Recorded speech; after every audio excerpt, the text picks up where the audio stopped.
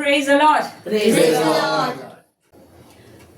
તમે લોકો અહીંયા ખાસા રેગ્યુલરલી આવવા માંડ્યા છો સેશન્સમાં. Yes. પ્રભુને કમિટમેન્ટ ગમે છે. પ્રભુને કમિટમેન્ટ ગમે છે. તમે એકવાર આવવાનું શરૂ કર્યું, તકલીફો તો આવવાની છે ને, પેલો તો રોકવાનો જ છે તમને. તો તમે તો ખાસા રેગ્યુલરલી આવવા માંડ્યા છો. તો કેમ આવો છો? દાખલા તરીકે કોઈ વ્યક્તિને કોઈ ડિમાન્ડ હોય, સાજાપણું જોઈએ છે, અથવા કોઈને પ્રભુને ઓળખવો છે.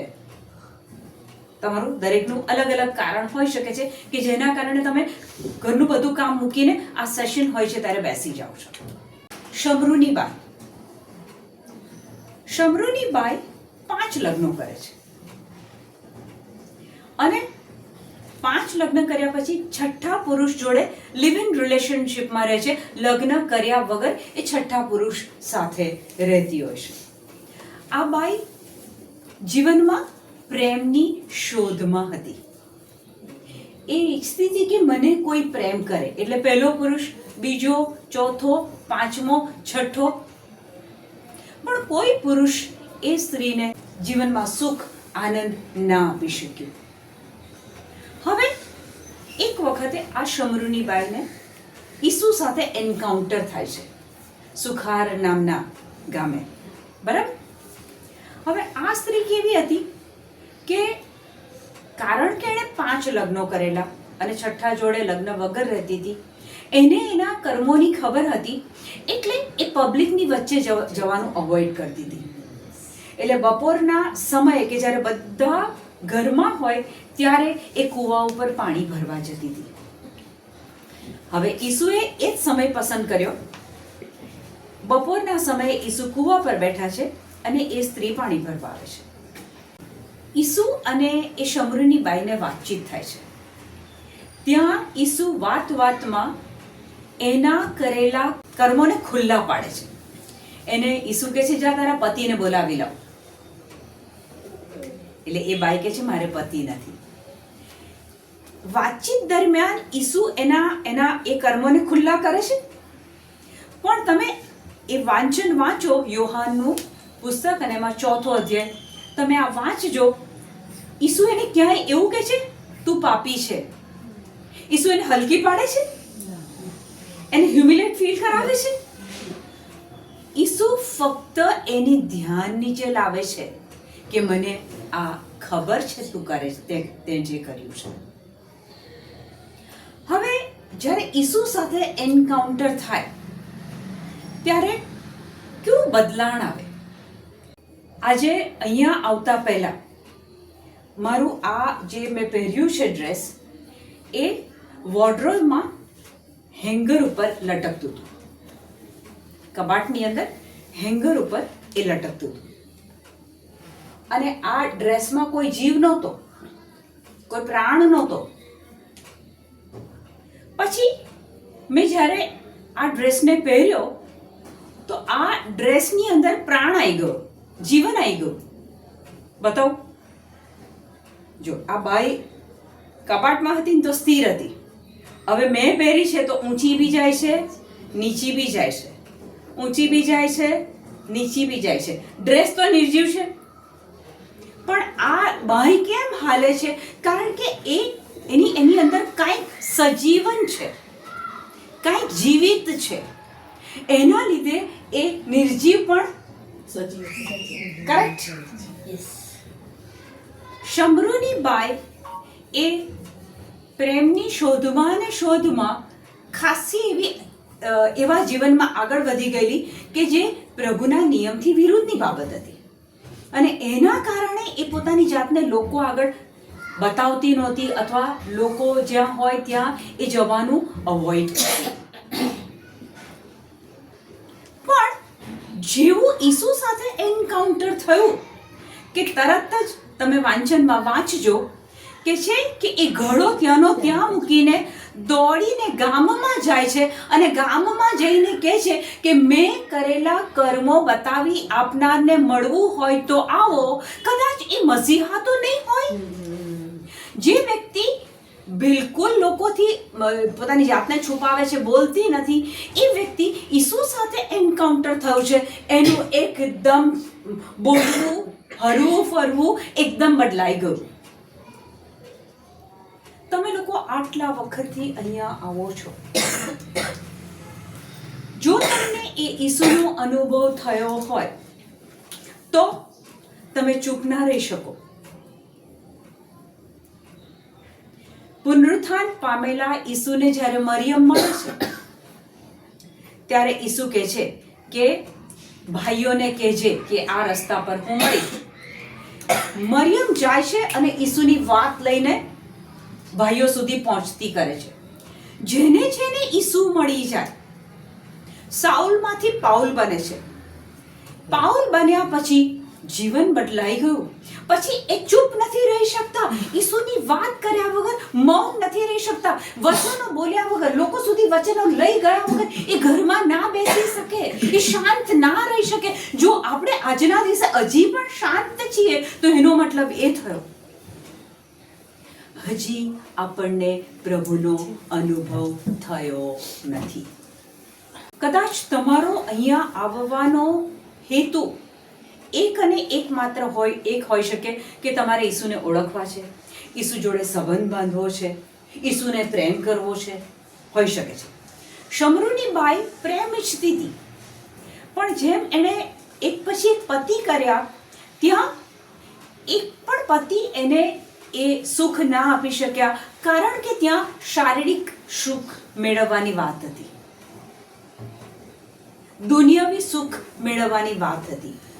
પણ જો આપણે પ્રભુને ઓળખવા છે, પ્રભુ સાથે સંબંધ બાંધવો છે, પ્રભુના પ્રેમને ચાખવો છે, તો પ્રભુને પ્રેમ કેવી રીતના કરી શકાય?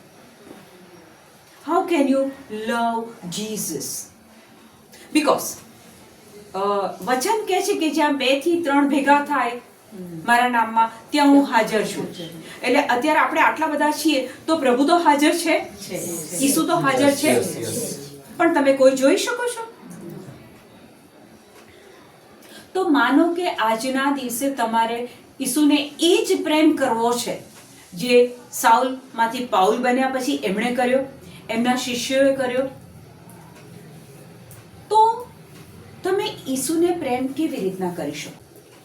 2 પ્રકારની દુનિયા છે. એક ફિઝિકલ વર્લ્ડ છે, એક સ્પિરિચ્યુઅલ વર્લ્ડ છે. એક શારીરિક દુનિયા કે જે હું મારી આંખથી તમને જોઈ શકું, મારા હાથથી આ ટેબલને અડી શકું, જ્યાં આપણે 5 ઇન્દ્રિયોથી આ દુનિયાને જોઈ શકીએ અને અનુભવી શકીએ. બીજી એક દુનિયા છે સ્પિરિચ્યુઅલ વર્લ્ડ. હવે જેટલી વસ્તુઓને તમે જોઈ શકો છો, અડી શકો છો, એ બધી જ વસ્તુઓ નાશવંત છે. શાલીનભાઈની બાજુમાં હું બેઠી છું, શાલીનભાઈ મને જોઈ શકે છે, પણ હું નાશવંત છું. જેટલું દેખાય છે, વ્યક્તિ, વસ્તુ, પૈસા, જગ્યા, XYZ જેટલું દેખી શકાય છે એ બધું નાશવંત છે. પણ જે નથી દેખાતું એ શાશ્વત છે. ઈસુ, પવિત્ર આત્મા, પરમેશ્વર પિતા પણ જોઈ નથી શકાતા, પણ એ જ શાશ્વત છે. અને વચન તો કહે છે, 1 પિતર 1:23 કહે છે કે તમારો જન્મ નશ્વર નહીં પણ અવિનશ્વર બીજમાંથી થયો છે. પ્રભુનું એક વચન એ અવિનશ્વર બીજ છે, અને નશ્વર બીજ એટલે કે તમારા માતા અને પિતાના સમાગમ પછી તમારો જે જન્મ થયો છે એ શારીરિક બીજમાંથી જન્મ થયો, જે શરીર નાશ પામે છે. પણ યોહાન 3:3 ઈસુ કહે છે, જ્યાં સુધી તમારો પુનર્જન્મ ના થાય ત્યાં સુધી તમે ઈશ્વરના રાજ્યને નહીં જોઈ શકો. તો વચનમાંથી જે જન્મ થાય છે, પ્રભુના વચનમાંથી સતત બોલવાથી જે જન્મ થાય છે, એ અવિનશ્વર, એ જન્મ, એ પુનર્જન્મ, આત્મામાંથી આત્માનો જન્મ. યોહાન 3:8 આત્મામાંથી થતો આત્માનો જન્મ અકળ છે. કોઈ જોઈ નથી શકતું, કોઈ શારીરિક આંખોથી જોઈ નથી શકતું, સમજી નથી શકતું, પણ એ જ એવરલાસ્ટિંગ છે, એ જ કાયમી છે. જ્યારે તમારો એ જન્મ થઈ જાય છે ત્યારે તમારો ને પ્રભુનો આત્મા એક થઈ જાય છે.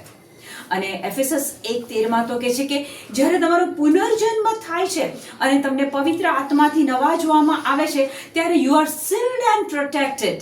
એ પવિત્ર આત્માથી તમને સીલ કરી દેવામાં આવે છે. ત્યાર પછી જો કોઈ બીમારીથી તમારું મૃત્યુ થાય તો પણ તમને એ હાનિ કરતા નથી, તો પણ તમારું સ્થાન પ્રભુ સાથે જ છે. તો આપણે ઈસુને ઓળખવા છે, ઈસુની સાથે વન ઓન વન પર્સનલ આપણે રિલેશનશિપ રાખવી છે, સંબંધ રાખવો છે. તો જોવાશે નહીં શારીરિક આંખોથી. તો હવે આપણે ઈસુ સાથે સંબંધ કેવી રીતે રાખવાનો? માનો કે મારે આજે ઈસુની જોડે વાત કરવી હોય, એટલે હું મારા રૂમમાં જાઉં, આંખ બંધ કરું, ઓ ઈસુ તમે કેટલા સારા છો, ઓ ઈસુ તમે કેટલા સુંદર છો, ઓ ઈસુ તમારા વાળ કેટલા સુંદર છે. 5, 6, 7 વાક્યો આવશે, પછી મને ઊંઘ આવશે.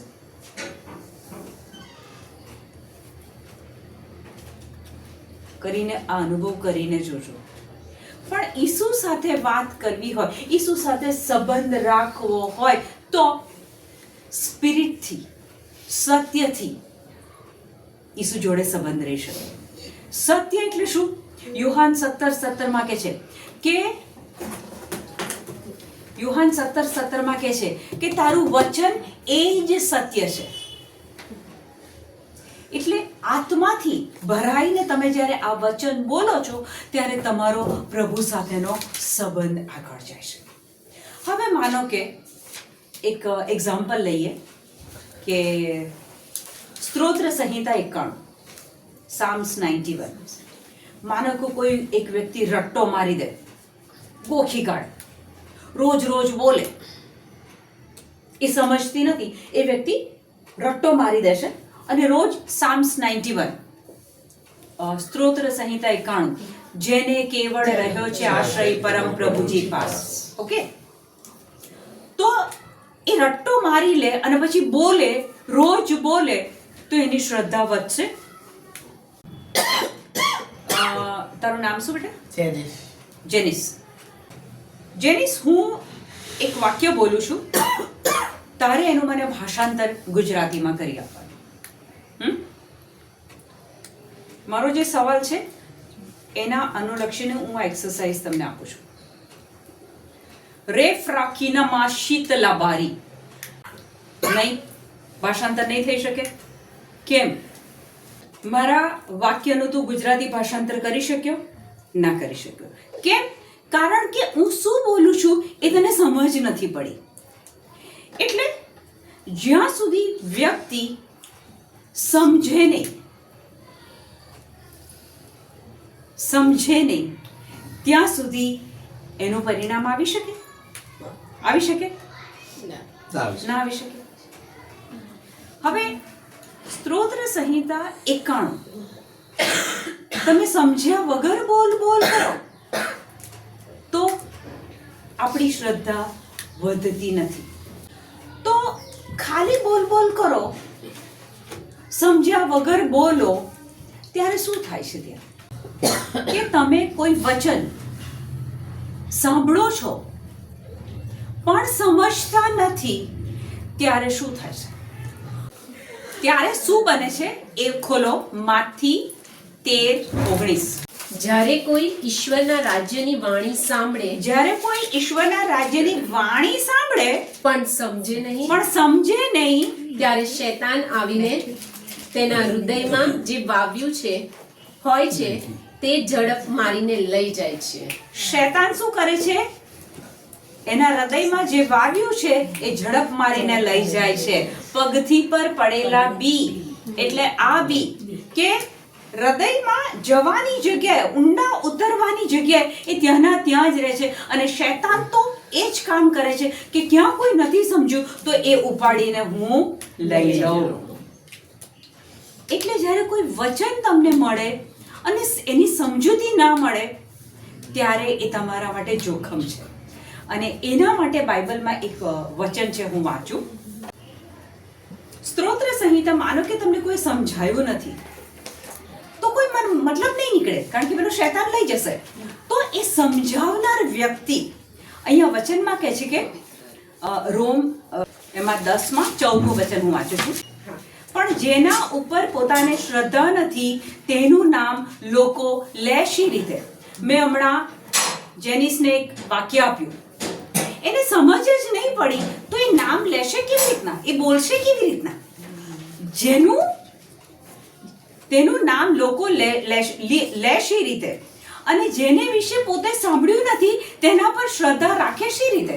કેટલી વ્યક્તિઓને આજના દિવસે ઈસુ કોણ છે, પવિત્ર આત્માનો તમારા જીવનમાં રોલ શું છે એ ખબર જ નથી, તો એનું નામ કેવી રીતના લેશે?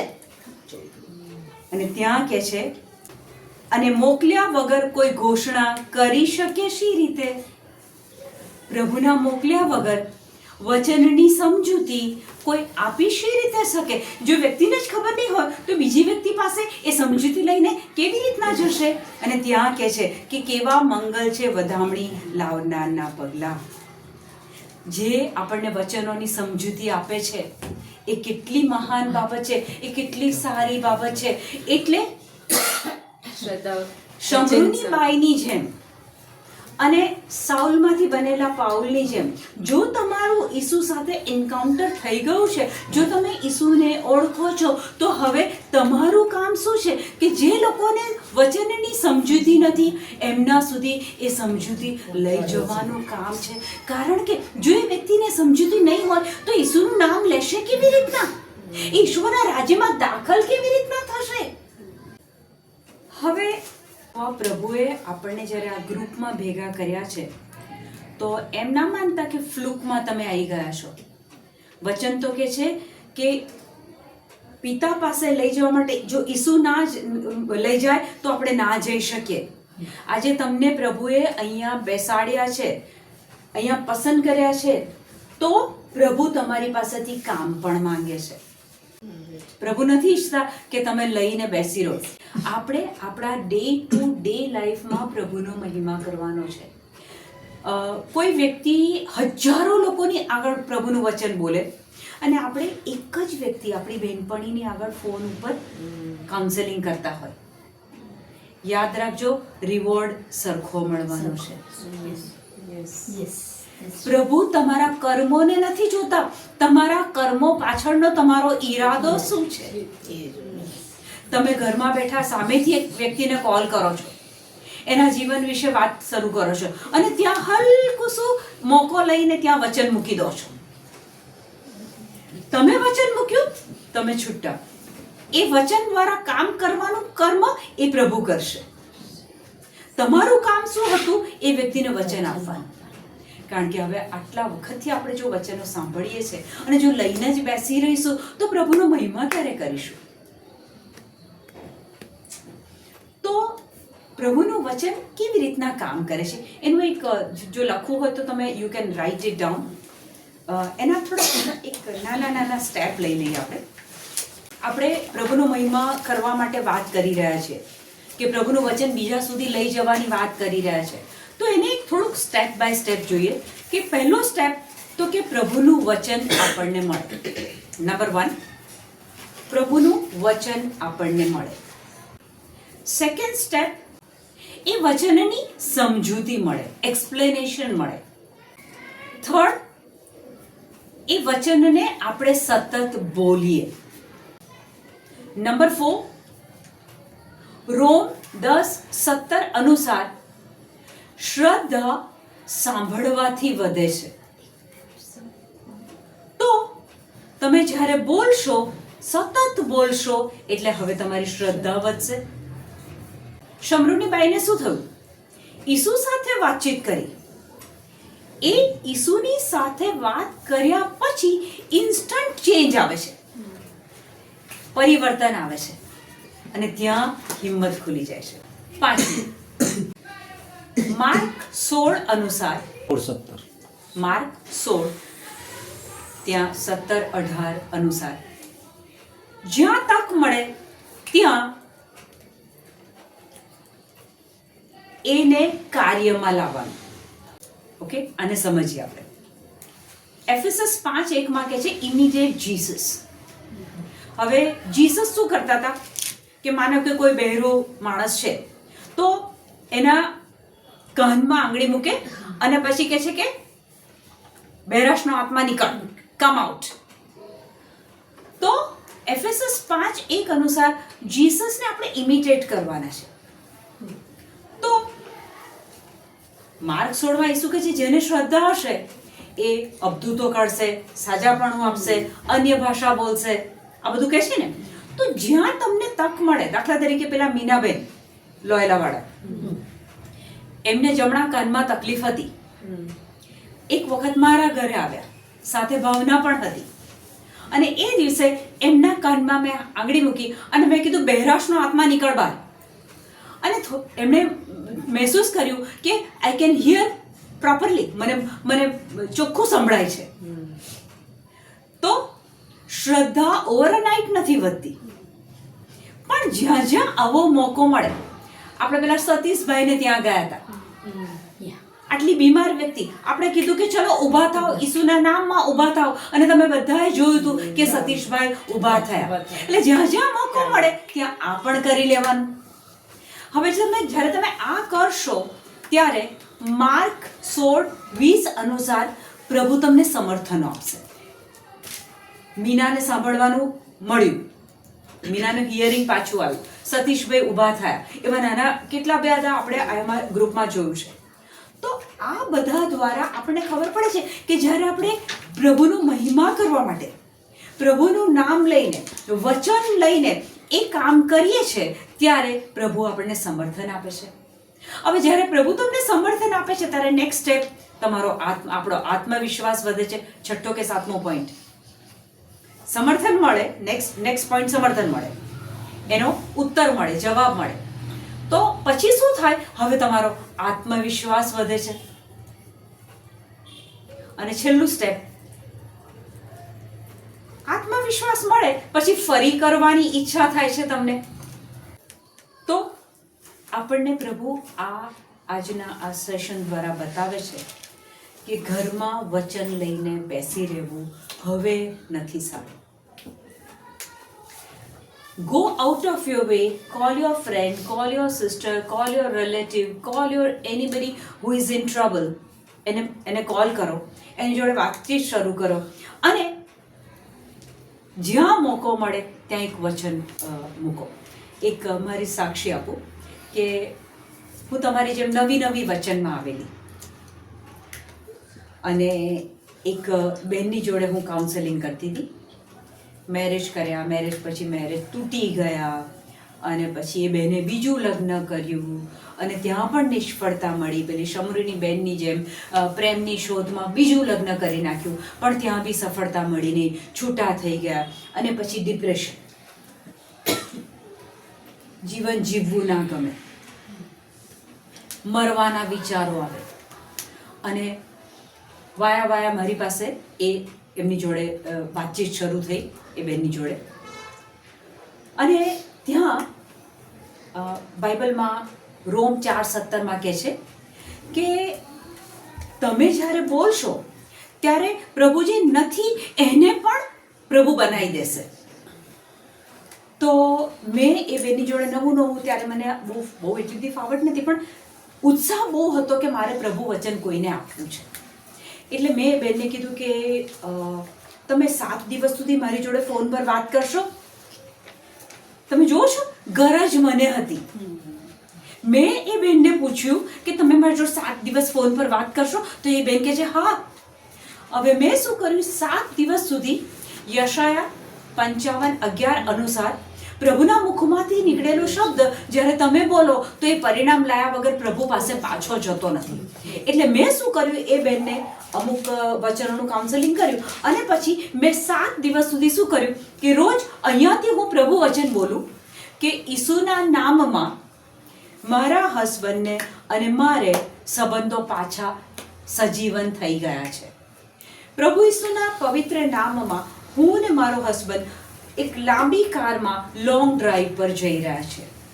પ્રભુ ઈસુના પવિત્ર નામમાં હું મારા હસબન્ડ અને મારા બાળકો પ્રેમથી એક છત નીચે રહી રહ્યા છીએ. પ્રભુ ઈસુના નામમાં અમારા જીવનમાં એ ઈસુનો પ્રકાશ પડ્યો છે. આવા બધા વચનો હું બોલું અને ત્યાંથી ફોન ઉપર પેલા બેન એ રિપીટ કરે. થોડાક જ દિવસમાં એમના પતિ દરવાજો ખખડાવે છે અને એમના ઘરે આવે છે. એ બેન એકલા રહેતા હતા, નોકરી કરતા હતા. એ હસબન્ડ એમના ઘરે પાછા આવ્યા. પછી એક વખત આવ્યા, 2 વખત આવ્યા અને એમના સંબંધો સુધર્યા. હું તમને એ કહેવા માંગુ છું કે પ્રભુનું વચન કામ કર્યા વગર એમનેમ પાછું નથી જતું. શાલીનભાઈ આજે સાક્ષી આપી કે મારા ઘરે આવ્યા, મને કહે છે કે નોકરી નથી.